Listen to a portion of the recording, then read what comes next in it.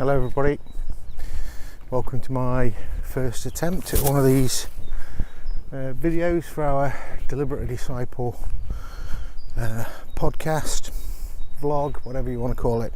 As you can see, it's lovely and sunny, so I've got my sunglasses on, I've got my bucket hat on, going to prove that, you know, you can take the boy out of 1989 but you can't take 1989 out of the boy. So today I wanted to do a little follow-up from Martin mentioning about my bread making exploits a couple of weeks ago, and just to reflect on that a little bit. So as he said, I've taken this choice based upon a sermon that he did to, when I'm making bread, because I have a particular method for making bread which makes very, very nice bread, of making 2 loaves. It takes as long to make 2. It's 1 knife cut to make 2 loaves of bread, which is any different to making 1 loaf of bread, if you know what I mean. So no extra effort, but I get an extra loaf of bread. And what I do is I cook them both up, and then whichever one comes out the best, I give it away. And I've given it away to people in church, and I've given it away to people in the community, and there's nothing particularly highbrow. I don't particularly think about praying as I'm kneading the bread. Fold, not knead. It's, you know, whoever comes to mind on that day.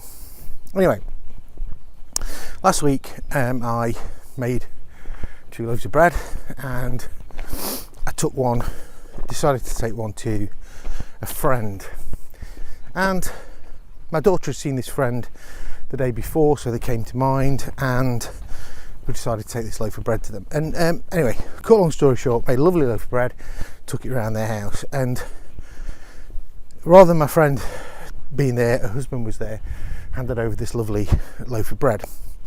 And he sent a message to his wife going, "John Cooper's just turned up with a lovely loaf of bread. I think I love him," which is always nice to know that you're feeling the love. Anywho, a few minutes later, said woman sent a text to my daughter, basically saying, recounting this story, how the night before some family circumstances of this particular family, which were not great, had led them to reflect on homemade bread and how it made them feel about family and things like that. So the chance encounter of me turning up the day after with a warm, lovely loaf of bread really blessed them. It really helped them to see something of life and meaning, and, you know, they were reflecting themselves on family and how simple things like bread, cooked by, in this case, a mum, really reminded them of family. And it was the coincidence of it. They were talking about it, I turn up with a loaf of bread. I think God deals in coincidences.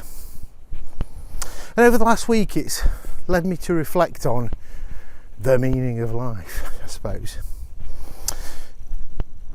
I had a friend called Ted, and very sadly Ted died last year. He was the leader of our 1830s group in Mansfield, and him and his wife Margie are massively influential people in our lives. He was a true man of God. Yes, he knew a lot, he trained to be a vicar and he led churches, but more importantly, I saw God working through him and Margie in the lives of all those people he met in various places, and he had a well-lived life, doing lots of really quite notable things. But for me, it's not the notable things, it was the small encounters in relationship which mattered the most. Ted, being Ted, just before he died, wrote a book. Just some random thoughts, or not so random thoughts from his life, just knitting together stories which spoke about his life. And on the back of the book, he said that there's always a searching in us all to know that our life's mattered. Our life has mattered. And he was searching for that through the stories of his life and putting them down in this book. And he said, you know, religion, faith can be, as Mark said, an opiate to the people. It can be something which dulls the senses, that covers up the reality and the harshness of life. But I think that my faith does something very different. My faith keens my life, if you like. My awareness of the reality of what's going on is sharper. In this age where I think that's not the way that faith is portrayed, it's seen as, you know, those who have a faith, those who especially follow Christianity, I suppose, are seen as being a bit dull, weak as dishwater sort of thing. That's not been my experience. Life is in Technicolor because of my faith. And sometimes a simple loaf of bread is what it takes for me to realise that. For this person, when I delivered this bread, it was a coincidence. Their daughter attributed it to the good fortune or the relationship of the mother that we've got together, and that is very possibly so. But somewhere in there in the mix, I believe God's at work. Not in a puppet master guiding me, but simply that God can deal in coincidences. I'm not going to say God incidences because it's all a bit naff, isn't it? But I do believe God deals with coincidences. And then I was thinking about Pascal's wager. I don't know if you're aware of this. So the French philosopher Pascal basically said, he didn't basically say, but in modern parlance people say Pascal's wager is that with a lack of evidence for God, you may as well live a good life as not. Well, of course, that all requires you to believe that what we do as Christians is live a good life and leave some good behind. I think Ted lived a good life. I know for a fact, as being the recipient of some of the stuff that he did, that he did some good in his life, because he did so much good in mine. So my reflection, my end point, because Martin's told me I've got to keep it short, and it's not already. I suppose my reflection is this: being disciples is about following Jesus.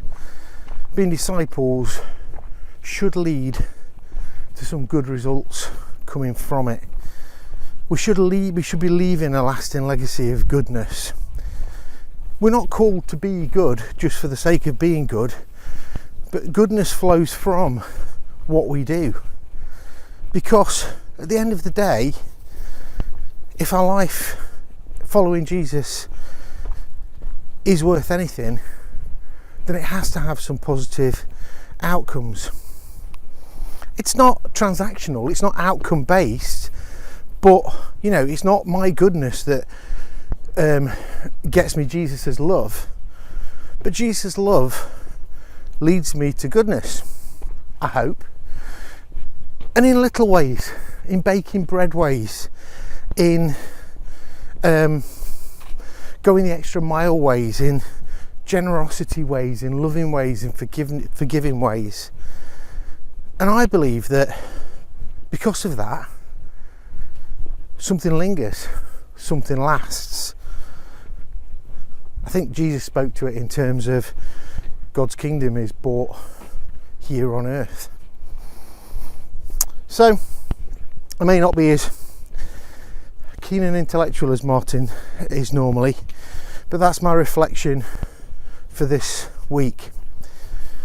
What is it that we're doing that's leaving a lasting impression? What are we feeling led to, which develops those good habits, which not only mean that we're able to express our discipleship, our following of Jesus better, but that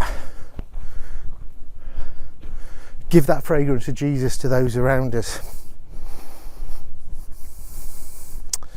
So thank you. You probably missed out. Can you see a daisy in there? So Daisy's in there. So another dog walking. It could be a podcast of the deliberate dog walking disciples, couldn't it? Just I think some of the space that we find in the day walking the dog, really. But I hope this helps you to think, post comments, ask questions, and we'll see you for a probably more intellectual one when Martin gets his hands on the camera next time. Ta-da.